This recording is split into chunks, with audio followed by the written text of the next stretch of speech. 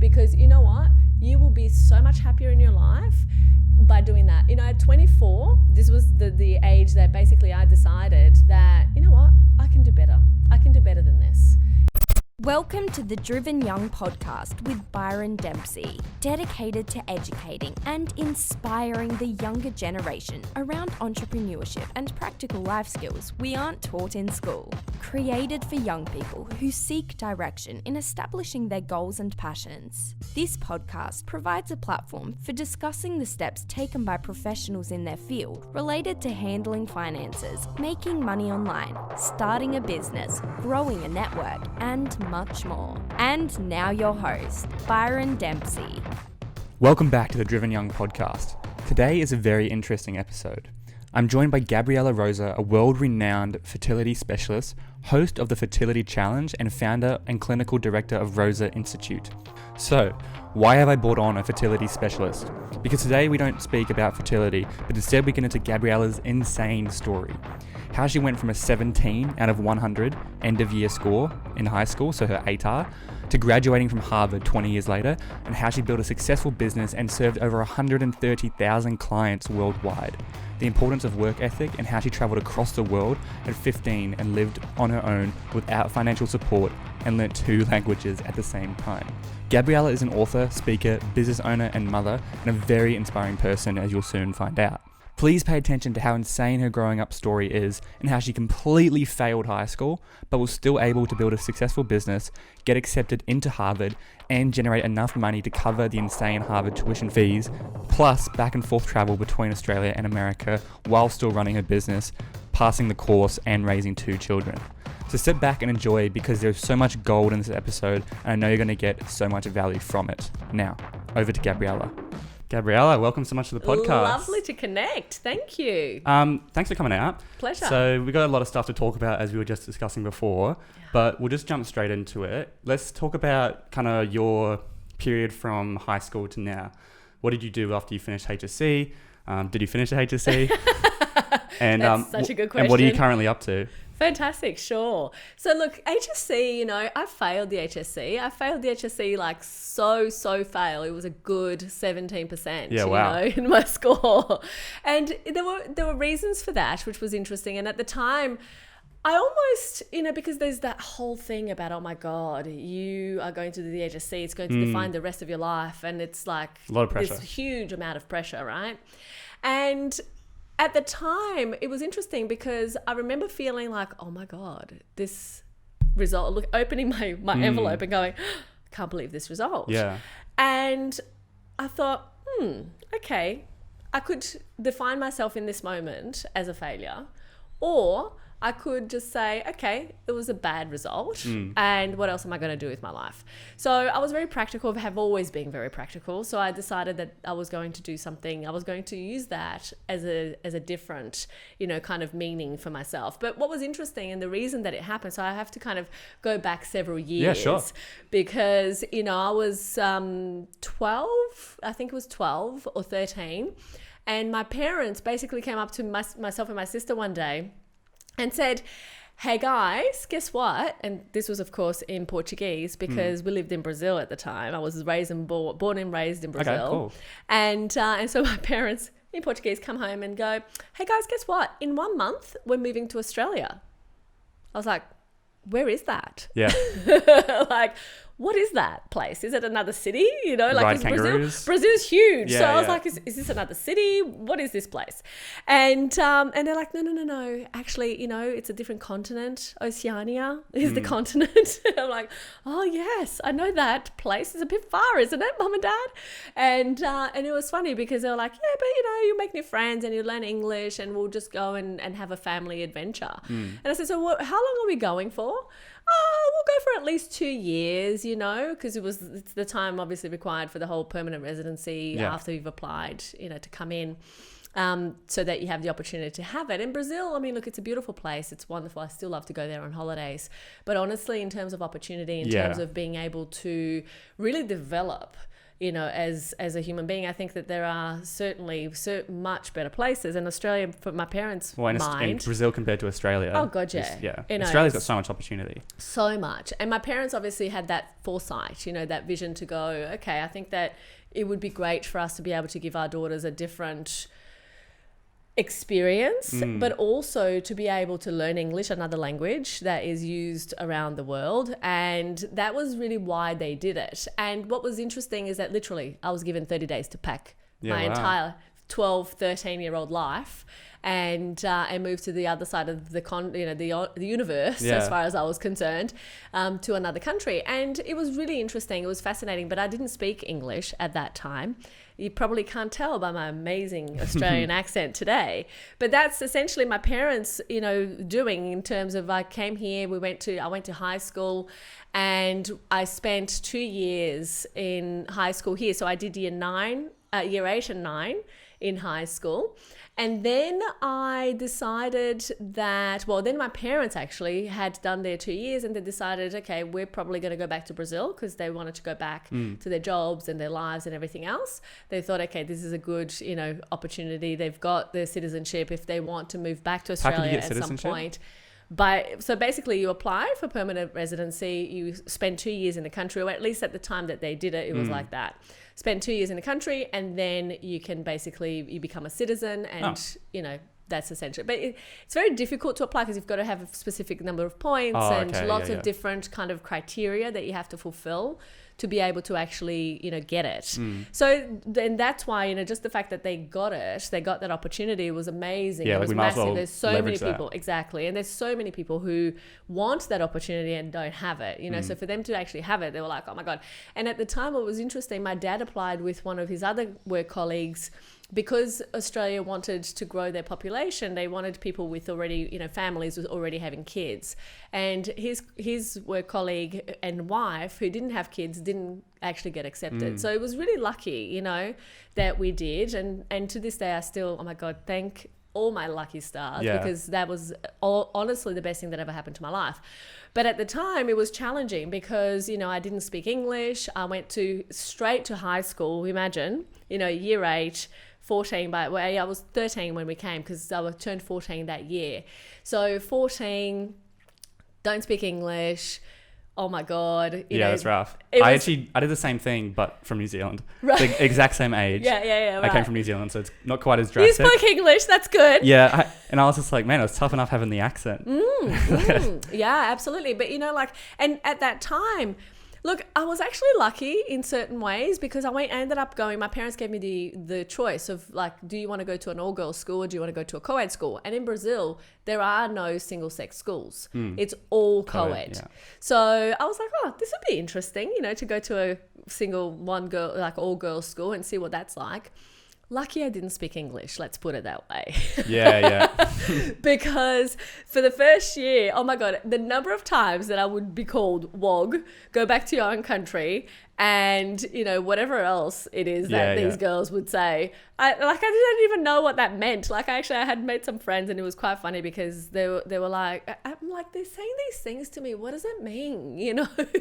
And so from that perspective, it was great. And it was a great lesson for me at that point to understand that I don't have to take it personally. Not being able to speak the language actually showed me ignorance that is bliss. Exactly. It showed me that it doesn't matter what they're saying. First of all, I can't even understand what they're saying. Second of all, it doesn't matter what they're saying or what they think of me. What matters is what I think of me. So that was a wonderful lesson in itself.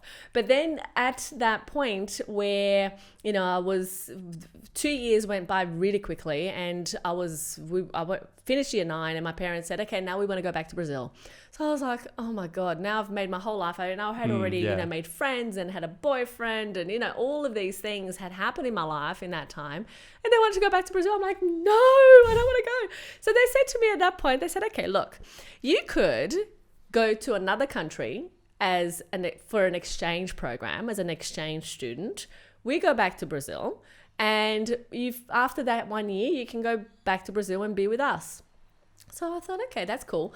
But of course, with my parents, there's always another little, caveat. Layer, yeah. Yeah, there's another. So basically they said, okay, you can go anywhere you want as long as they don't speak Portuguese or English. So you to learn another language. Great. So they wanted me to learn a third language. So I thought, okay, well, that would be interesting. At least I won't have to go back home. And I get to spend a whole year by myself wherever it is that I choose. It was kind of compelling. So I ended up deciding, in the end, we kind of, went through a whole short list of countries around the world. And they basically said to me, okay, where do you want to go? And I said, okay, let's pick by language because, I don't want to necessarily speak Russian. I don't really want to speak Spanish because it's too close to Portuguese. So I thought, okay, well, there's French, there's German, and those are kind of like the languages that I was interested in. Yeah. So I narrowed it down by language. So I decided to go to Germany. Okay, Germany. Yeah, and it was one of the most amazing experiences of my life. Let's just stop for a second. So because one of the things I always like to recommend people is taking, I mean, you didn't hear, but taking a gap year or like traveling when you're young while you can. Yeah. Because I think there's kind of like a few things. It's like, first of all, you have to mature up real quick, especially if you're by yourself or with friends, because it's like, we've got nowhere to stay. I can't just fall back on mum and dad because they're, especially in Australia, they're halfway across the world. Exactly. So, and how was traveling for you? Do you think it really helped, learn practical skills? You have to mature up? Actually, what's fascinating. So the best of this whole story is yet to come because you'll see that traveling in itself was amazing and it made such a huge difference. But what was really interesting is that after I spent my year in Germany and I learned German, and it was so amazing because by the end of that year, I remember having to go to talk to my teacher and say, look, you've passed this assignment for us to do that's due on whenever.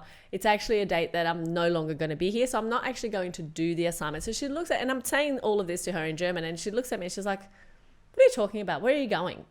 She didn't realize. No, she didn't realize that I wasn't from there, which I was like, oh wow, I actually can speak German. This is pretty amazing. So it was fascinating, from that perspective to have that experience. But then what ended up happening was I finished that year, and yes, you're absolutely right. I had to grow up really fast. I had to be very independent very fast because, if I was upset about a little something that happened in my day, it wasn't going to be waiting until 12 hours later. It was time for me, the time that I could actually speak to my parents. Yeah. And back then as well, I mean, mind you. Oh yeah, communication. There was like my dad, this was 1994 or 5. Yeah, 94 or 95. Phones. So there was kind of like the very beginning of mobile phones. There was still like this size of a suitcase, And my dad, because he worked for IBM, he told me, he said, look, there's this thing called email. And this is how it works. I'm like, Dad, as if I'm going to be using this thing. Like, no, just go away. I'm not going to email you. Yeah. Like, I don't even know how to use this thing. So he's like, no. So I said, no.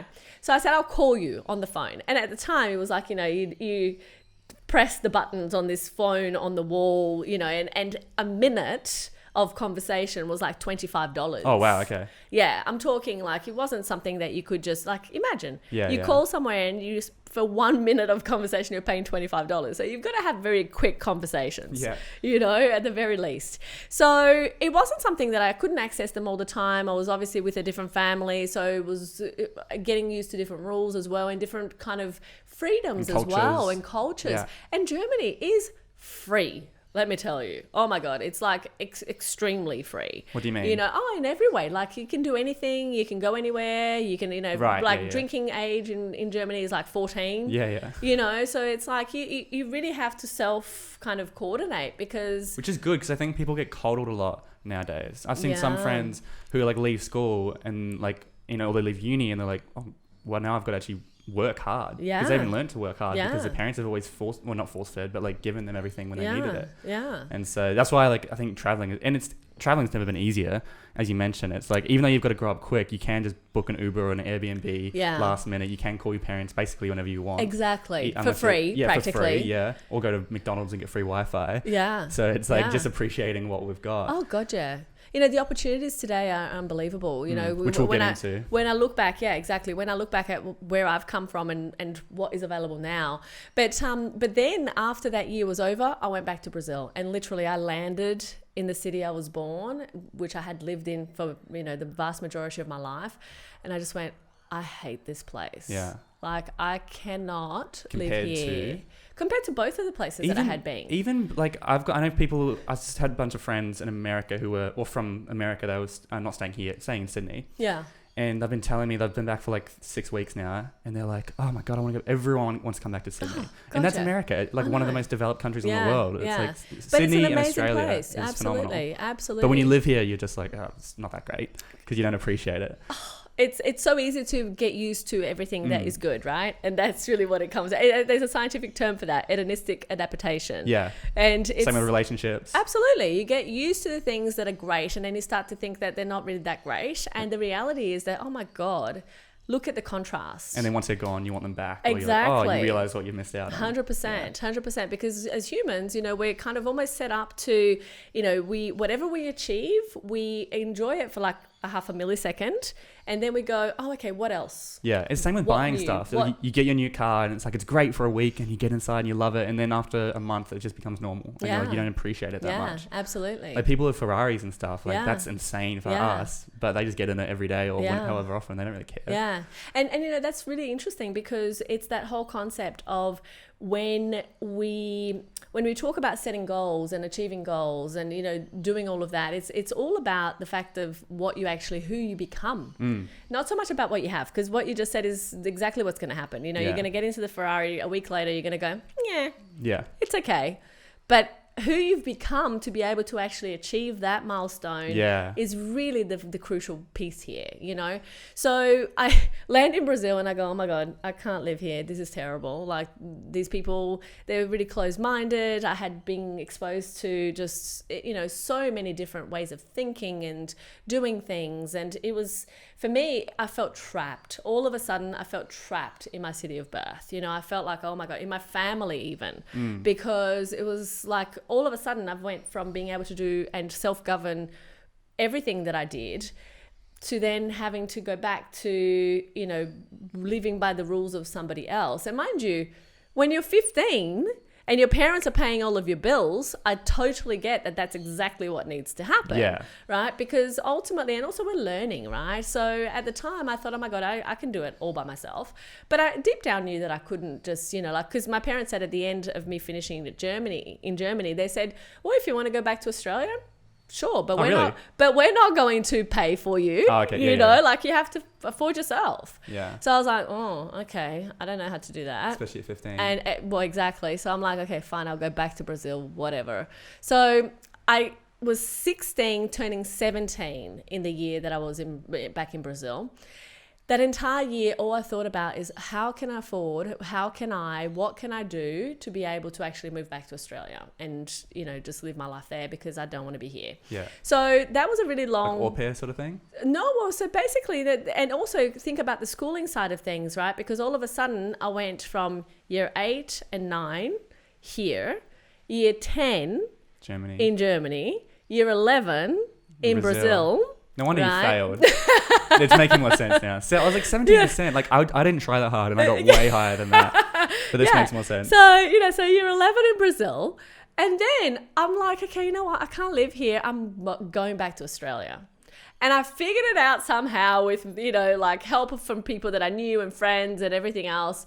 And first of March is my birthday. So the first flight to Australia from the age of 18, where I could basically self-emancipate and be able to, take my passport and not be stopped. Legally. Legally.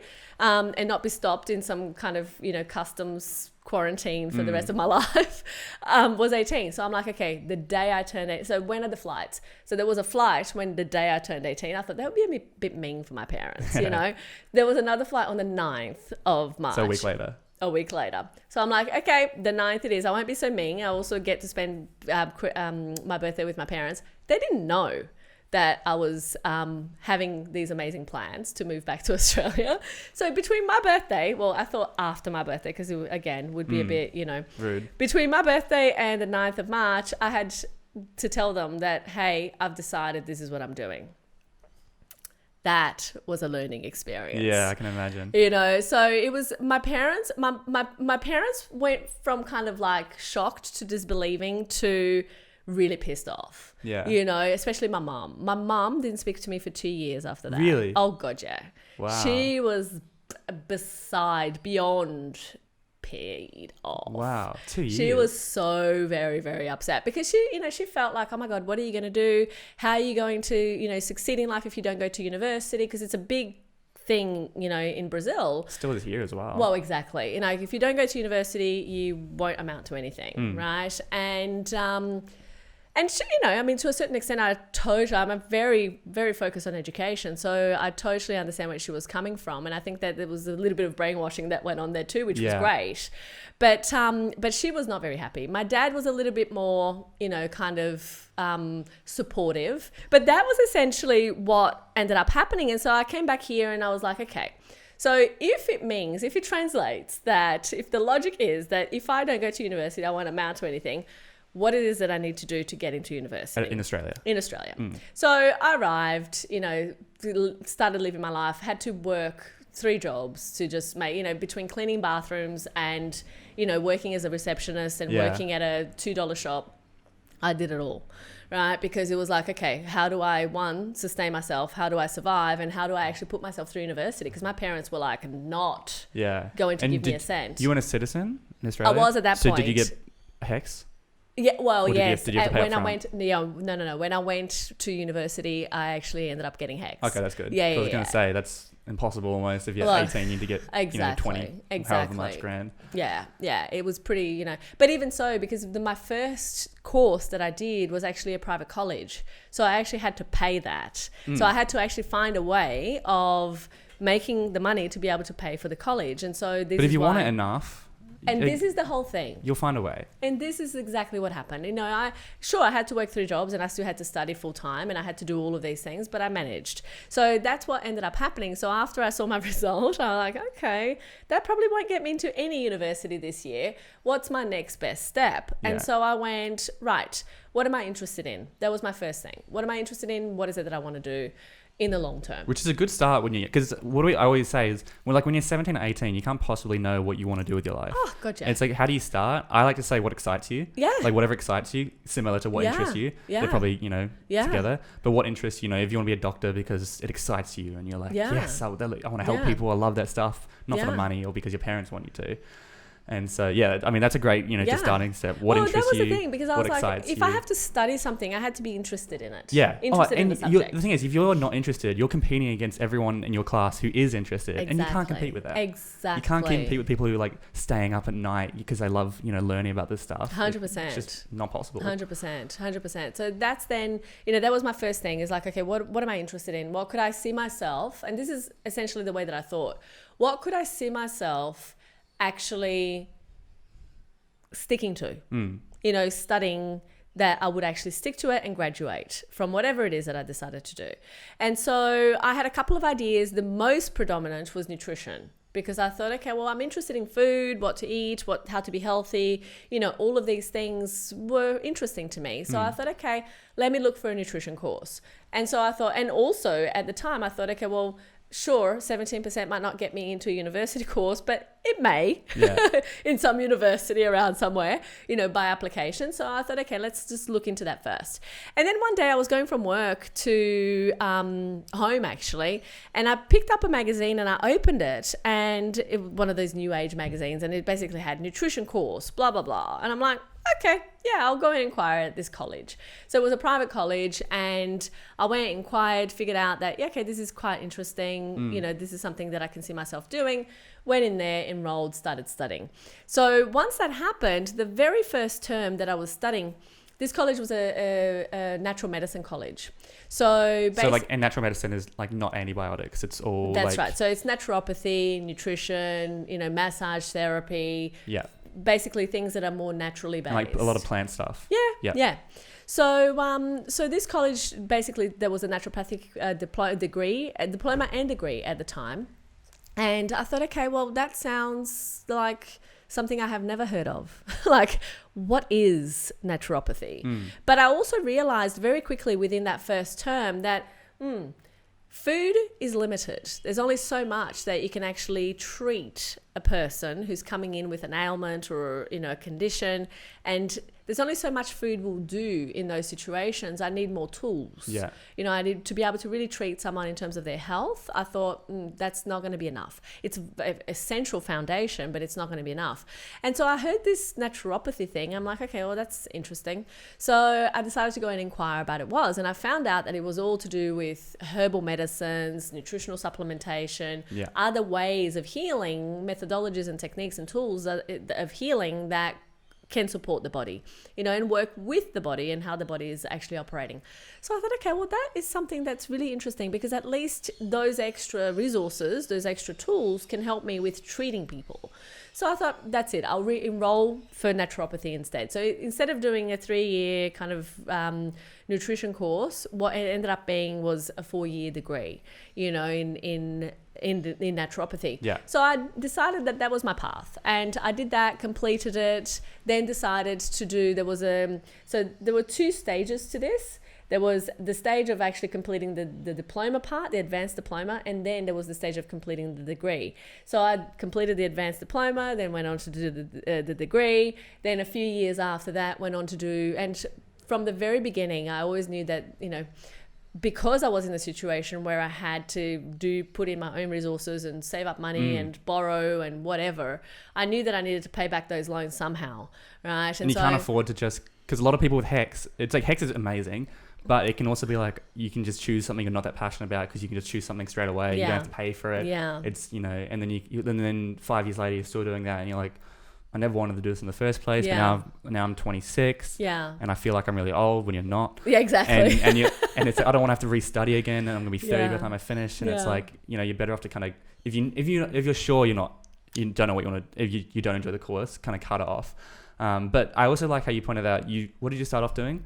So you just found I started nutrition. Yeah. So yeah, you found something you were interested in. Yeah. And then you just kind of built your way through there. Exactly. That's what I mean. You didn't know at 18 what you wanted to do, but you knew something you're interested in, and that's the starting point. And you know what was fascinating, at the very last year of my course, one thing I knew was that specialists charged more, right? Yes. And that was something that, for me, with my mindset at that time, and the fact that I had all these bills to pay, was very appealing. Yeah. And so I was like, okay, well, if specialists charge more, then what is it that I need to do in order to become a specialist, and what kind of specialty do I want to have? Yeah. Because that was the other question. It's like, it's not everything that I'm interested in. So I asked myself that question again. What am I interested in? You know, and it so turned out that the answer was, I'm interested in babies. I love babies. At the time I was working for an obstetrician gynecologist. You know, we used to see lots of babies. It was lovely, cute. I mean, how cute are they? They're very cute. And so, so basically I spoke to my boss at the time, and I said, hey, James, I'm thinking of specializing in pediatrics. And he's like, oh my God, that's the worst idea you've ever had. I'm like, oh, thanks, James, for your opinion. Pediatrics is babies. Yeah. So, so I go, okay, great. Thanks for your feedback. Why do you say that?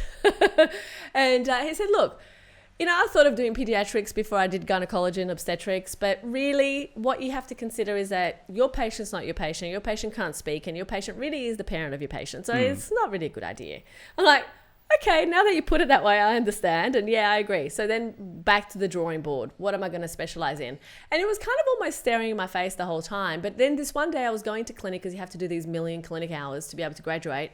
I was going to clinic, and there was this little tiny A4 poster, you know, on this staircase. It was a narrow staircase going up the stairs, and like in the middle of the staircase, there was like this poster, natural fertility clinic, blah, blah, needing clinic hours. I'm like, fertility, that's it. That's what I'm going to do. It's babies, but then it's also not pediatrics. It's creating babies. Yeah. You know, so I'm the patient is the actual patient. Yeah. You know?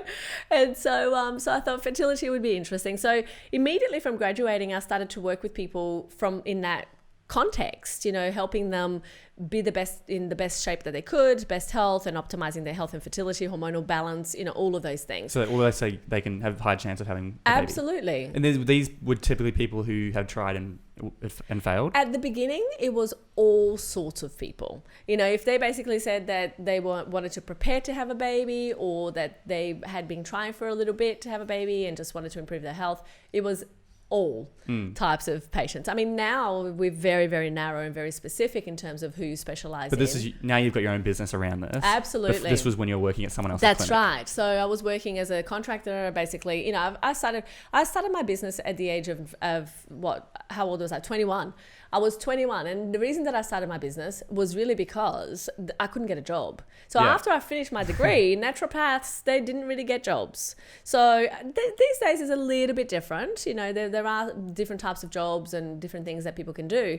But, you know, back when I graduated, it was like, okay, there's no jobs. So what am I going to do to make money? And I hadn't just spent 4 years. Yeah, to not earn money. You know, to not earn money. And not only that, to work as a, you know, assistant in a health food store getting $14 an hour. I'm sorry, but that's not really what I've done this whole thing for. Absolutely, yeah. And the only other option was, because part of my degree had a massage therapy component, was to become a massage therapist, massaging hairy legs from men. I'm like, no, thank you very much. So that was not my thing. So then, you know, I decided to start doing the whole health, fertility, hormonal balance, you know, and I did that for many, many years, and then decided to do a master's in reproductive medicine and human genetics. So then I completed that at Sydney Uni, and meanwhile, you know, running my own business and having a team and doing all of those things that you have to do to make sure that things, you know, move forward. And was that a wake up for you? Oh my God, like, to this day. Because, like, you know, I like to talk about quite a bit.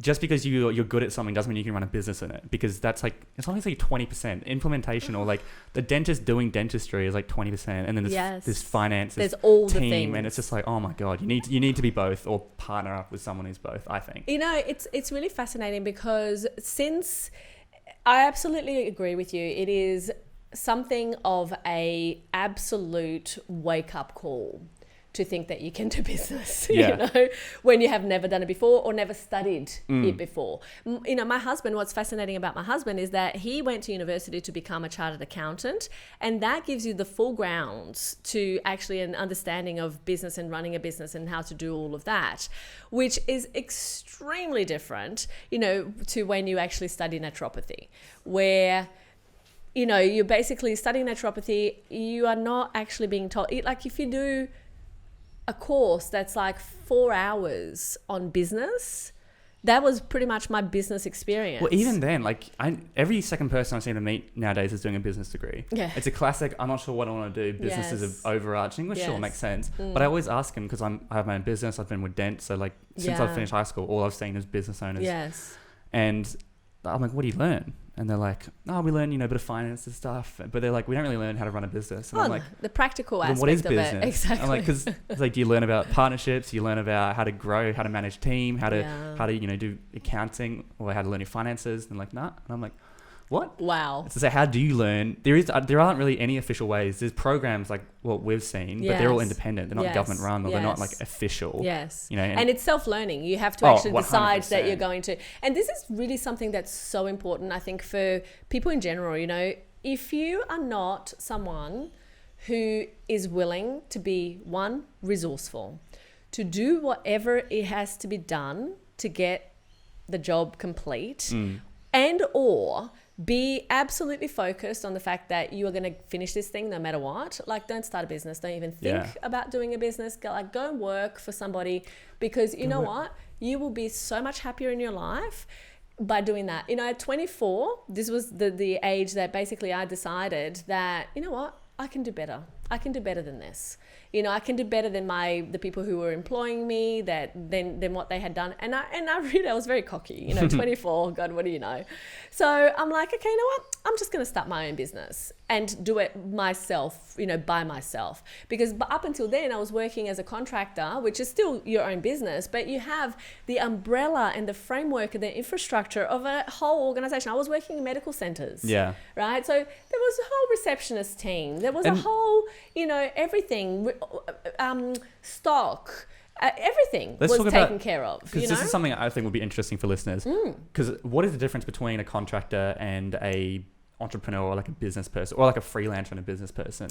You know, a business person, isn't it someone who's got team, or someone who's actually running they're not necessarily the people who are actually doing it, they're running the business. Look, you know, my distinction, and this is probably, I don't know if this is right or not. Officially right, yeah. Like, this is just my ideas in terms of all of this. You as an individual you are your own corporation. You know, I remember very early on in my whole kind of learning and developing, Brian Tracy had a huge influence on me, you know, his recordings and his kind of business philosophy and everything else. And one of the things that he says is exactly this point. It's that, you know, whoever you are, whether you have a job, whether you work for someone, whether you run your own little, you know, shindig, whatever it is that you do, you are your own corporation. Which basically means provide like if you have a boss, your customer is your boss. Your job is to make your boss be like the happiest individual on earth. You know, to have a job, to be promoted, to have success in your job, in your career, it's so simple and most people miss it. You know what it is? You go to your boss and you ask your boss, what is your number one priority? How can I help you achieve it? And then you make it your life's absolute purpose and mission to achieve that individual's outcome. And let me tell you, you will be so valued that that person will never want to lose you. They will give you raises, they will give you opportunity, they will give you things that you would have never otherwise have received if you weren't the type of person that just got it done.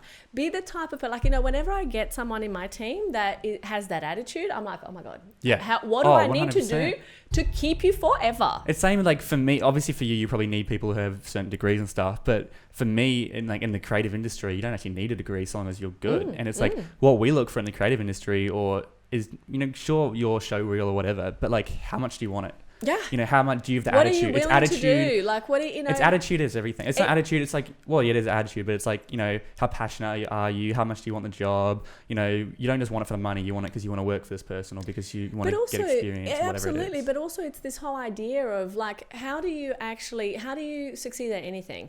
Well, you become the person who gets it done, right? Who fixes problems, who basically, people don't have to babysit you to get the outcome. And this is what I mean. Like, you know, if you want to please, whether it's your employer, whether it's your customer, whether it's whoever it is, right? You've got to figure out what is your number one thing that you want to get out of this. Because, you know, as we know, you can have everything in life you want as long as you help enough other people get what they want. Nobody cares about what it is that you want.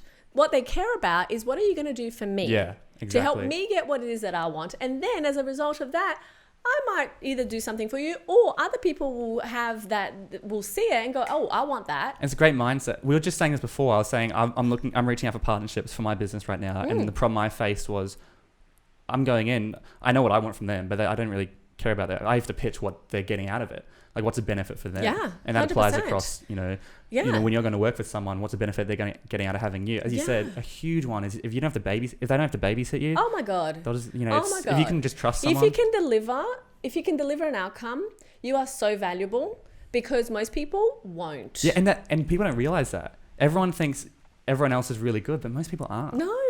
Most people, they drop the ball. You give them a job, they kind of do it half-hearted, right? And then they kind of go, oh yeah, it's too hard. Yeah, look, I don't really want to finish. You know, I sacked someone once because we had an agreement that she was going to deliver a particular outcome for me and I was going to pay her for that outcome. Ended up being that I had paid her $14,000. There was no outcome to be seen. And I basically pressed her. I said, listen, I've paid you already this much money and I still don't have my outcome. So when is it that I'm actually I want to see a plan as to when I'm getting my outcome. So she goes, oh, you know, I don't feel like doing it anymore. I'm like, okay, thank you very much. You're no longer required. Yeah. Literally, I lost $14,000 in the process, but it was a great lesson. Yeah. It was a fantastic lesson because I realized that, you know what, if they're not going to deliver now, they're going to deliver never. And people need to be listening to us think, how can they deliver? Oh, for sure. I think it's just working hard and being... And, you know, often, even if it's a job that you don't like, I think people don't realize the opportunity it can lead to. Oh, God, because you might get a great reference or they might just, when you leave on happy terms, they'll be like, yeah, how can I help you get where you want to be? Gosh, you know, one of my receptionists, it's really interesting that you say this. I hired her when she was 22, I think. This was some years back, probably about 7 or so years back now. And she came back to me 2 weeks ago, 2 or 3 weeks ago, and she said, Gabriella, just letting you know, my change of circumstance, I'm looking for a job. Do you have anything or can you recommend me to someone? I'm like, and she was so amazing. Like, seriously, I had just hired someone. If I hadn't, I would have absolutely hired her. I said, Nadine, don't worry. You know what? my husband is probably needing someone for his business. Let me just have a conversation with him and I'll let you know. And if it wasn't your husband, you probably would have found someone else. For Or you would have sure. reached out. Because I would have recommended her. Yeah. I would have because she's someone who I would have absolutely recommended, because every single time I needed her, she delivered. And I have never forgotten that. Right. So she basically, when she came back to me, she's like, I'm like, oh my God, I want you.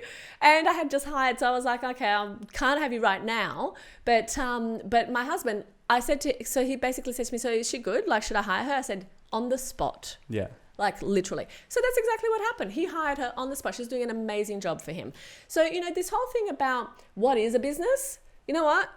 Don't worry about it. Just deliver the highest possible amount of value that you absolutely can to whoever it is that you're delivering it to in that moment. Whether it's your boss, whether it's your co-worker, because you know what, believe it or not, and like it or not, they might be your employer sometime in the future. They might be your business partner. They might be, someone who actually gives you the opportunity of your lifetime. So you know what? Don't worry about who it is that you've got to deliver to. Just deliver. Yeah. Whatever it is that you do, just do your absolute very best. Because once you do, you'll become known for the person who does. And it's long-term exactly thinking. That. It's completely Because everyone's long-term. always thinking short term. If I work extra hard to please this person, they probably won't even appreciate it now, or they might appreciate it, but I'm not going to get anything out of it. They're not going to pay me more because I'm just delivering what we agreed on. But as you mentioned, in a few years' time or whenever, you need a job or whatever happens, because you delivered high quality, they're going to want to recommend you. And it's, almost this is networking essentially. Absolutely.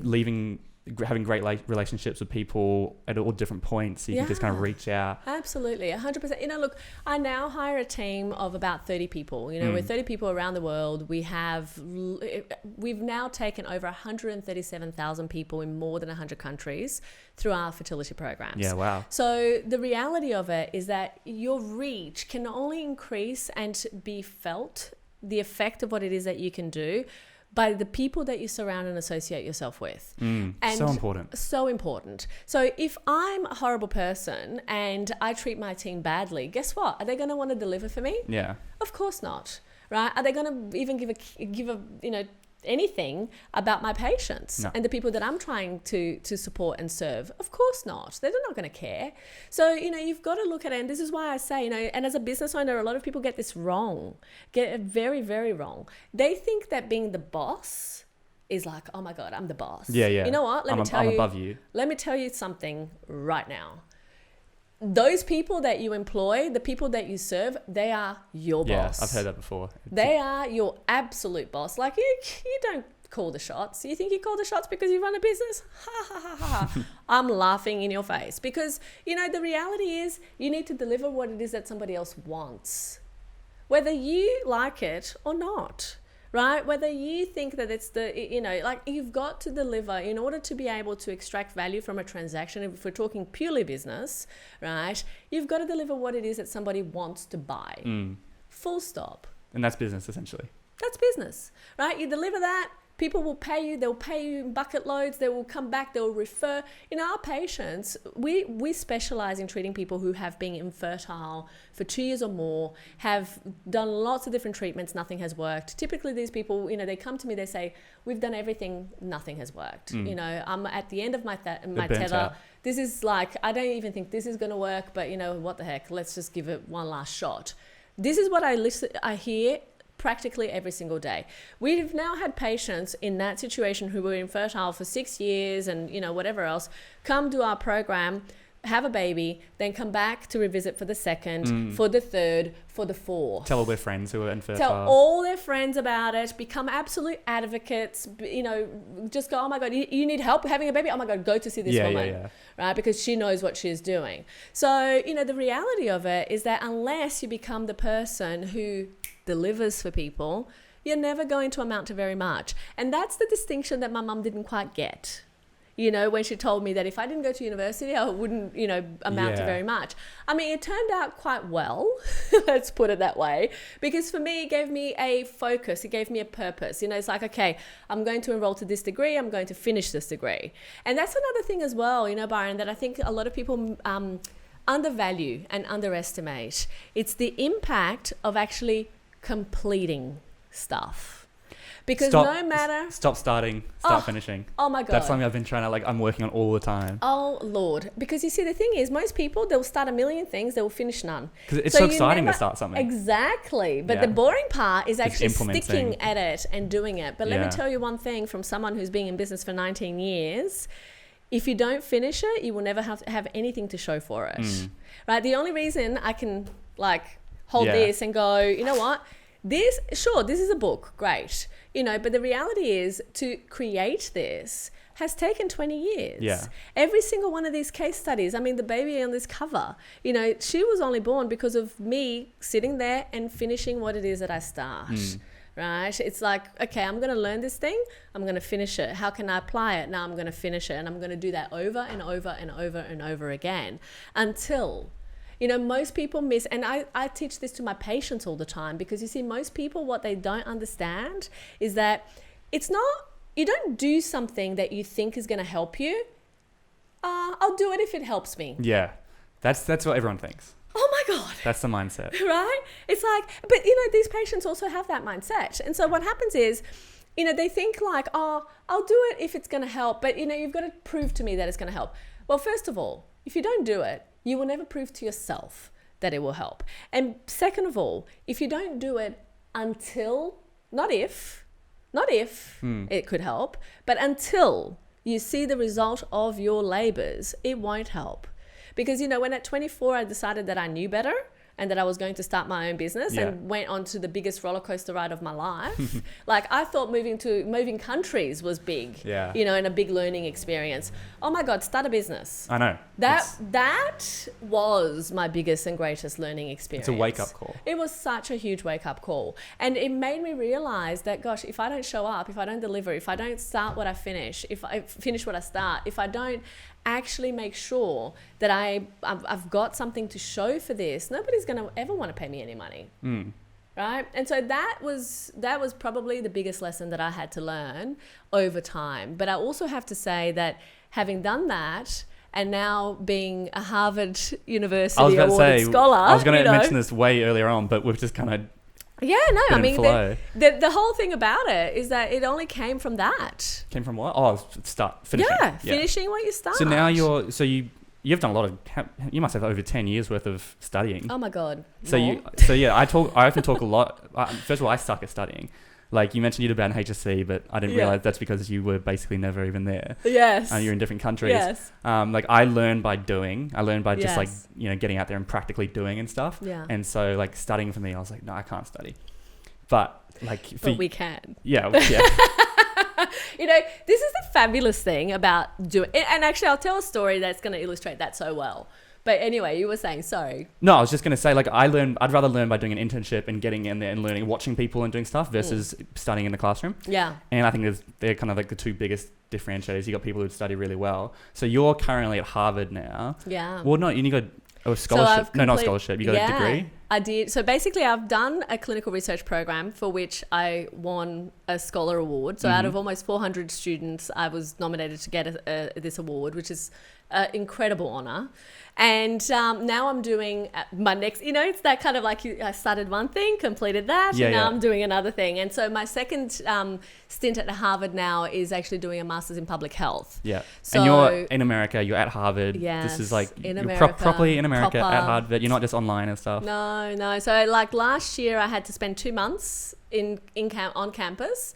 So it was pretty intense because I've got 2 kids and a husband and a business which so I had to run, exactly, precisely. So I had to run my business from over there, which works because I can we help patients all over the world. So you can kind of do it from wherever. Exactly. So we've mastered telemedicine, and actually it's interesting because that I did medical informatics at Harvard last semester, and I didn't realize that there is a name for what it is that we have been doing for so many years now, which is telemedicine, virtual basically treatment of patients across multiple places around the world and time zones and all of that. So so basically I have completed that now. So I've done a third of my MPH already.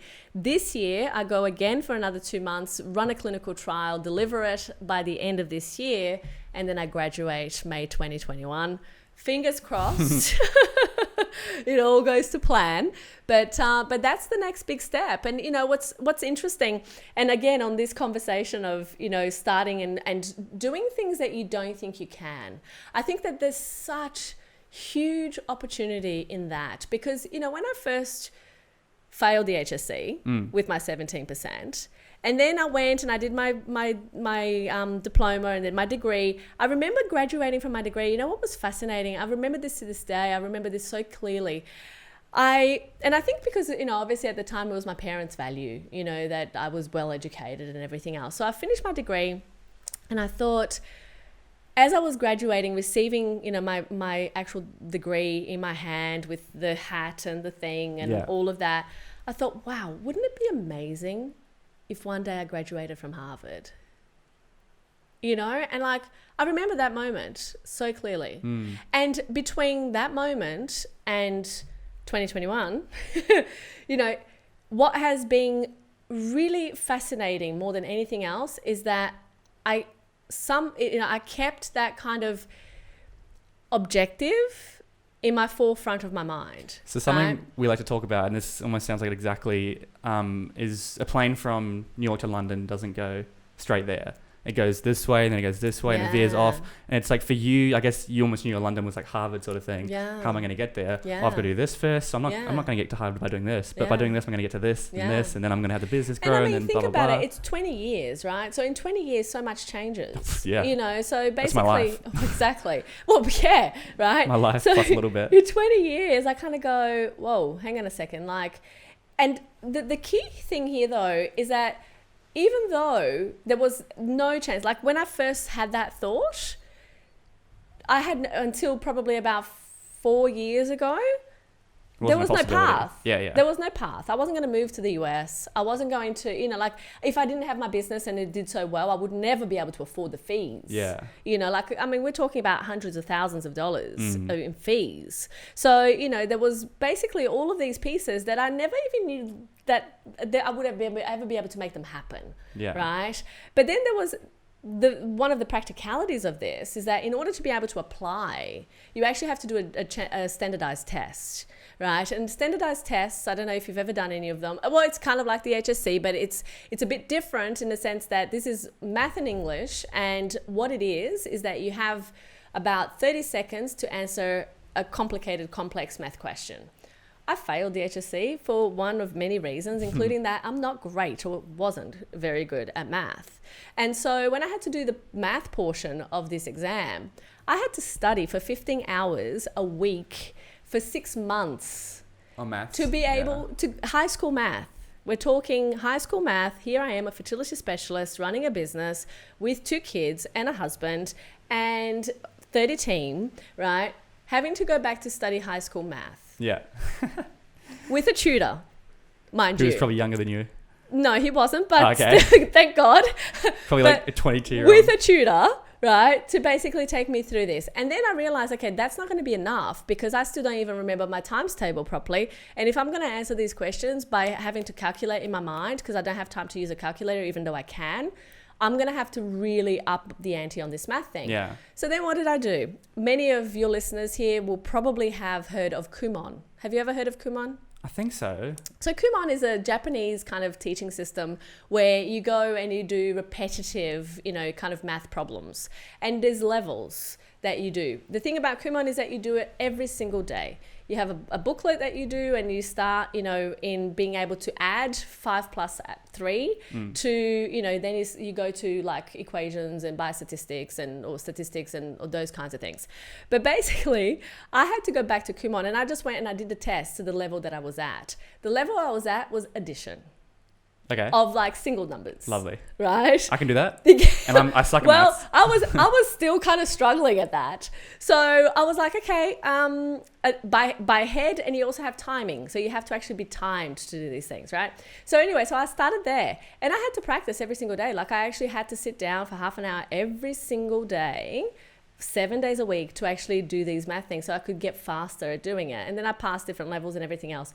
And what was so funny, oh my God, this was the funniest, to this day, it's the funniest thing that I actually remember in this whole application for this, for getting into Harvard, was one day I get to Kumon class, and mind you, Kumon class, you have kids that are, 4-year-olds through to end of high school. So, 15, 16, 17-year-olds. Yeah.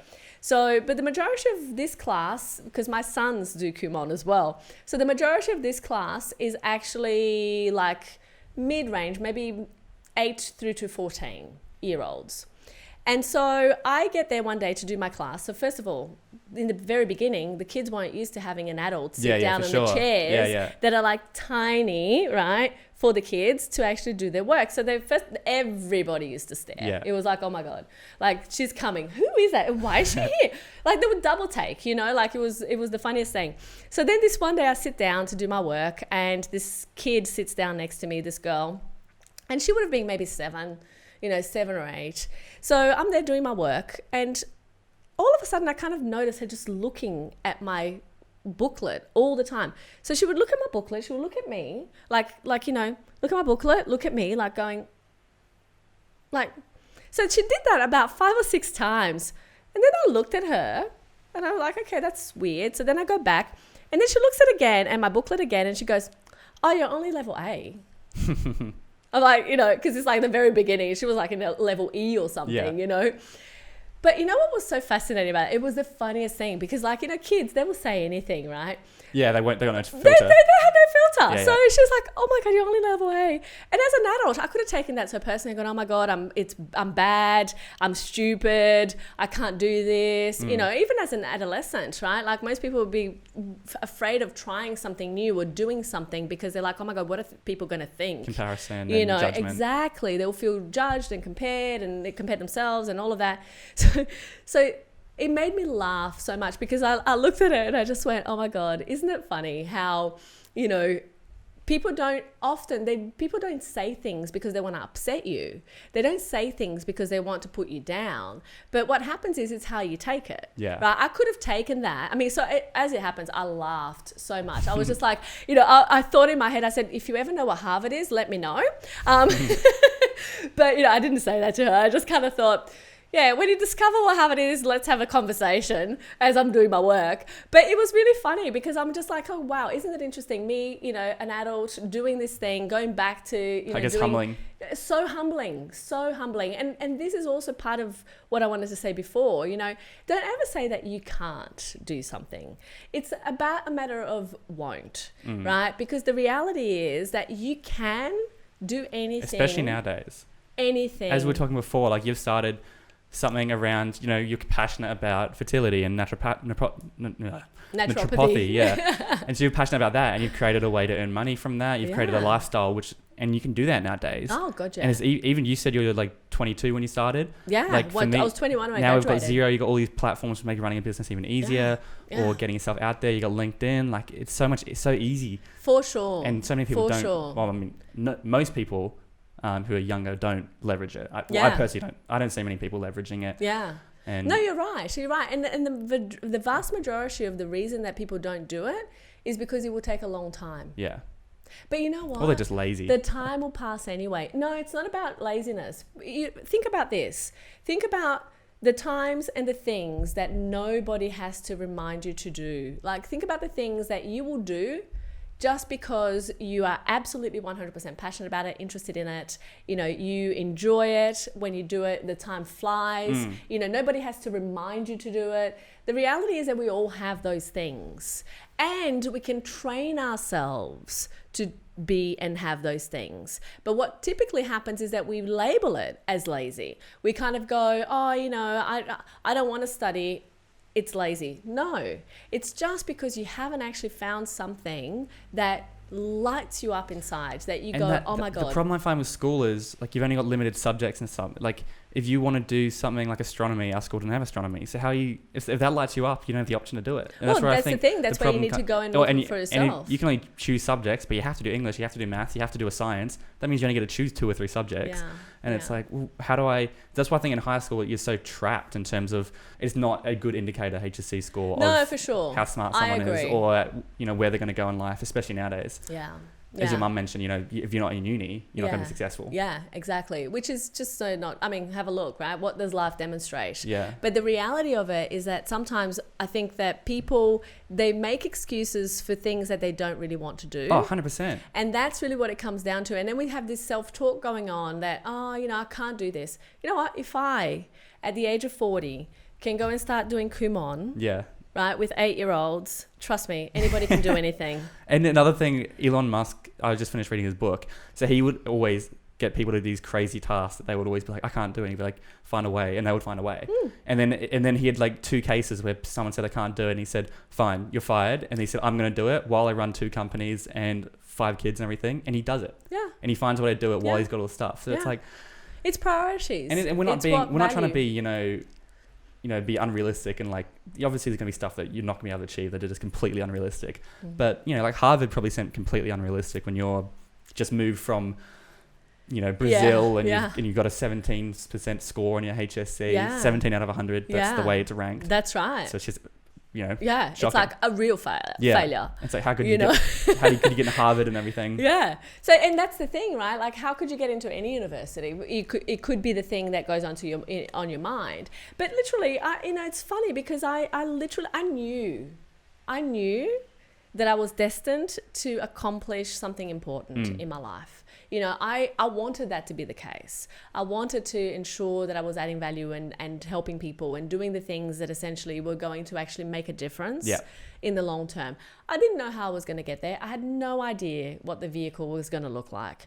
All I knew is that even if I had to ride my bicycle to the destination, it was going to happen. And it's step by step, I think. As you like everything you've said, like it took you 20 years to get into Harvard, or 20, and not that was your ultimate goal. Your ultimate goal is probably to help people have kids. Yeah. But, you know, just getting... That was a big cherry on top. Yeah, doing one step, completing and finishing, and finishing. Because there is... When a goal's so big, you've got to break it down. It's like, how do I get to this? Because otherwise it's like, you know, I can never get there. I'm never going to achieve it. Same with sports stars and stuff. They work... Michael Phelps or something, he did 5 years straight, 365 days, he was in the water for 5 years. That's, I don't know, almost 2,000 days, I think. Yeah. And it's just step after step after step after step. Absolutely. And this is the thing, and what's really interesting and what's exciting is that when you actually achieve your goal, hedonistic adaptation again, right? It's like there's going to be something else. So, you know, now I look at it and I go, okay, well, how can I change the face of reproductive medicine around the globe? Right? That for me is my next big thing. You know, and that's why, I mean, I'm obviously doing Harvard for a reason, right? Because I want to see things be better than they are. And not just for me, but for, you know, a multitude of people who experience infertility and are challenged through infertility and miscarriage around the world. Yeah. So sometimes you never see the end. Like, I think that it's so important to remember, like, don't think about what it's going to be 5 years from now or 10 years from now or in 20 years from now. Like, literally look at, okay, what is my next best step? That's what I did. What is my next best step? At the beginning of the year, I set these big goals, like year goals, but then I go, okay, what's my 90-day plan? How am I going to... Because it's exciting, you know, I want to... The same classic example would be I want to put on, you know, 10 kilograms of muscle. I want to lose 10 kilograms or whatever. Or 20 kilograms. Let's say it's even bigger or something. That seems impossible, but if I just start doing it step by step, that's it. I know, and then I track it. I need to hit 75 by this day. I need to hit 70 by this day. I need to hit 65 by this day, or whatever it is. Absolutely. You know, look, it makes it. You know, in training, it's actually funny that you've mentioned training in gym because that's like one of my biggest passions, and it has been for the last 3 years. And you know, when I first started training, I could barely, like, you know, hip thrust where you get a barbell and you've got your back on the bench and you're basically lifting your legs and your bottom up, right? So I could barely do, like, I don't know, I could do maybe 40 kilos hip thrusts, like for 10. And even that was like, oh my God, this is killing me, right? 2 days ago at the gym, I actually did 100 kilos. Yeah, so over double.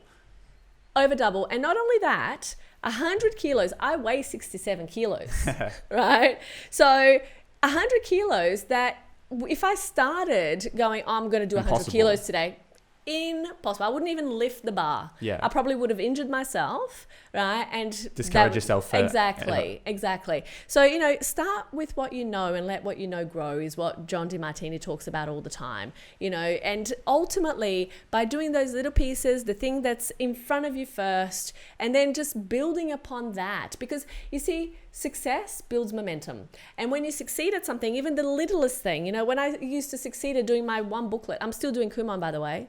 I don't need to anymore. Yeah. But you know what I did? I went, you know what? I am habit. going to finish this thing. I'm going to finish this program. It's a 5-year program. Oh, wow. Yeah. So I said, I'm going, because if there is one thing I have trained myself in my life to do, is to finish what I start.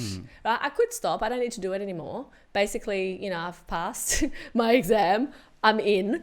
But I'm like, you know what? This is a challenge for me. And it was a really difficult challenge. It's something that I hadn't yet handled. I hadn't yet, you know, I didn't yet feel like, you know what? I've got this. And I want to have a feeling of I've got this. Yeah. You know, I want to know that when it's all said and done, yeah, I've handled it. Right? That's the only reason I'm finishing Kumon. Like, I don't have to, but I will.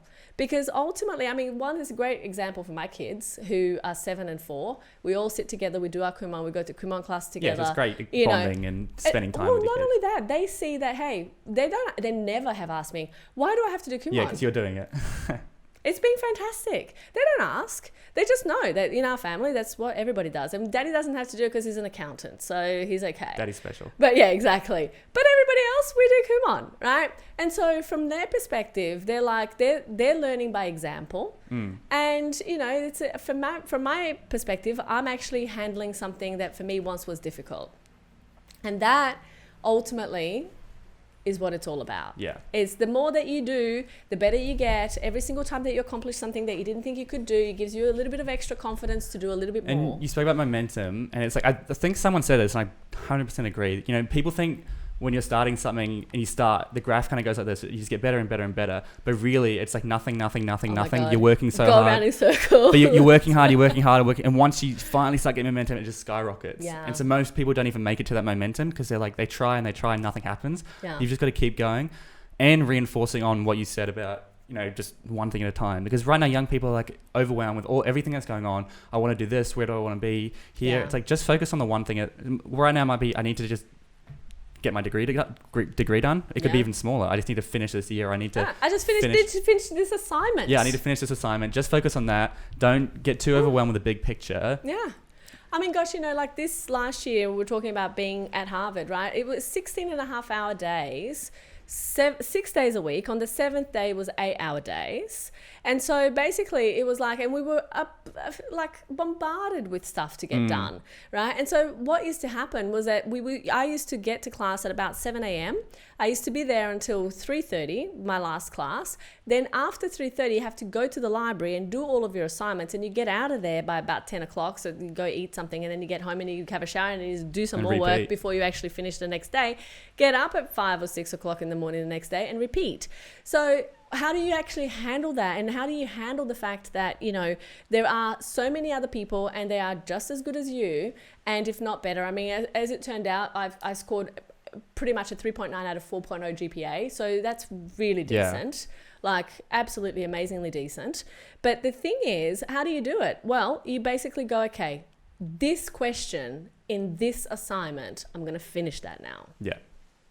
Like, and you know, some of my biostats questions, my biostatistic exams or assignments had like, you know, question 1, A, B, C, D, E, F, G, H. Had like 10 parts, you know? And so you go, okay, well, how do you, like, I'm just going to do 1A. Let's do 1A, then we do 1B, then we do 1C. And that's how you do it. You know, not trying to do it all at the same time, getting overwhelmed, crying about it. Gosh, how many times I used to cry about it and think that the world is so unfair. The reality is what I've learned is that nobody cares if you think the world is unfair. People only care about what you deliver. Yeah. Just go out there, get better, do better, deliver more, and you will have everything in life you want. It sounds like almost my last question. I like to wrap it up. You might have just answered it. But I like to wrap everything up by asking, what would your number one piece of advice be for the younger generation? If you could only pick one thing, it's a difficult question. It could be anything we've talked about. Yeah. But yeah, what would that be? You know, if there was only one thing, and I look at myself over the years that I've been doing this, and I look at myself over my lifetime so far, and I think the biggest piece of advice that I would give myself early on and even now is don't take anything personally. Nothing anybody does is ever because of you. Yeah. You know, people are trying to get their own things, meet their own goals, their own agendas. And they might have something going on. They might have, you know, they've had a bad day. I mean, I was at a course on the weekend. You know, that horrible accident that was in Sydney with 5 kids dying. Yeah, the car crash. One of the family members of that family, the 3 kids who died in the car crash, was actually in the room. Yeah, wow. So, you know, life is unexpected. It throws all sorts of things your way. If that man came up to me and said, you know what, you suck, how can I, like, and I had no context of what had happened there, and I had taken that personally. It's like, oh my God, I suck. You know, he's such a terrible person for telling me that. Well, the reality is I might have been getting in the way of the door when he had to rush out to actually get in the car to go and assist somebody because 3 kids had died. Yeah. So, you know, like... And that's an extreme. Exactly, it's an extreme. Just to make the point clear. Absolutely. But it could be something as small as, you know, their boyfriend or girlfriend's been a dick lately, or they're pissing them off, or they're just in a bad mood, or or they sent a short text, you know, instead of like going flower and or they emojis, sent right? 3 X's instead of 5 X's. Exactly. So, you know, sometimes, and people, you know, sometimes it's easy for us to take that personally and go, oh my God, you know, that person they hate me, or they, you know, are being mean to me or whatever. And it's like, well, actually, they're going through their own stuff. They really don't care about you. Yeah. You know, as much as they say that they do, what they care about is what value you bring to them. Yeah. And everybody's the same. Like, you know, I like you to the degree in which you support my values and I support yours. Yeah. You know, and you know, that's how life works.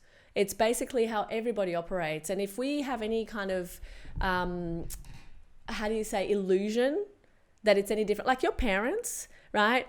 They like you to the degree to which you cooperate with the family environment. It's really that simple, right? And if you don't cooperate, do you think you're going to be really liked in the family context? No, as much as they love you and they don't want to see harm come to you. Be a pain in the ass still. But you know what? You're still going to be a pain in the ass. They're not going to enjoy being around you. And that is just how it is. And the reverse is also true. But the reality is that as a child, what we need to understand and what we need to realize is that our parents are really doing the best that they can with what they know at the time. You know, I look back now and my mum not speaking to me for 2 years after me telling her, you know, literally in 2 days I'm leaving to Australia, or in 3 days I'm leaving to live in Australia, right? She poured her life and soul. She gave me life, right? So is it fair that she was kind of pissed off, you know, about the fact that I was just like upping and leaving?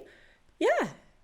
Did she tell herself all sorts of different things about, oh my God, I'm a terrible mother because my child doesn't want to be near me, you know? But really, you just wanted to be in Australia. I just wanted to be here. If they came with you, you'd be... That's right. It would be easier. Yeah. You know?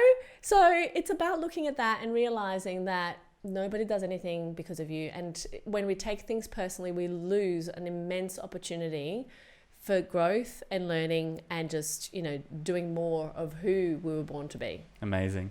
Gabriella, thank you so much for coming on the podcast. My pleasure. Thank you so much for having me. If anyone has heard this and they want to find you, where's the best place to find you, or, you know, kind of just figure out what you're all about? Yeah, sure. So they can Google my name, Gabriella Rosa, Gabriela Rosa, or they can go to naturalfertilitybreakthrough.com. I think just Googling your name, your Instagram, your like, everything comes up. We're everywhere. They can find you there. Well, thank you so much for coming on. Thank you. Thank you so much. All right. If you are still here, thank you so much for listening to this entire episode. If you got some value out of it, it would mean the world to me if you left a review on iTunes or shared it with your friends or family. Otherwise, I'll be putting up videos of this episode on Instagram and Facebook, so check it out there at Byron Dempsey or at Driven Young Podcast, and I'll see you on the next one.